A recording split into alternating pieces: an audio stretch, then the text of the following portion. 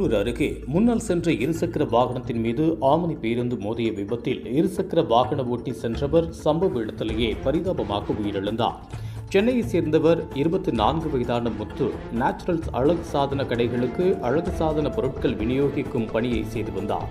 இன்று வண்டலூர் நோக்கி முத்து தனது இருசக்கர வாகனத்தில் சென்று கொண்டிருந்த போது பின்னால் அதே வழியில் அதிவேகமாக வந்த ஆம்னி பேருந்து ஒன்று மோதி விபத்துக்குள்ளானதில் முத்து தலை நசுங்கி சம்பவ இடத்திலேயே பரிதாபமாக உயிரிழந்தார்.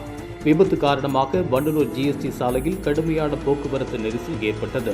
இதுகுறித்து தகவல் அறிந்து வந்த தாம்பரம் போக்குவரத்து புலனாய்வு போலீசார் உடலை கைப்பற்றி பிரேத பரிசோதனைக்காக குரோம்பேட்டை அரசு மருத்துவமனைக்கு அனுப்பி வைத்து ஆம்னி பேருந்து ஓட்டுநரை கைது செய்து விசாரித்து வருகின்றனர்.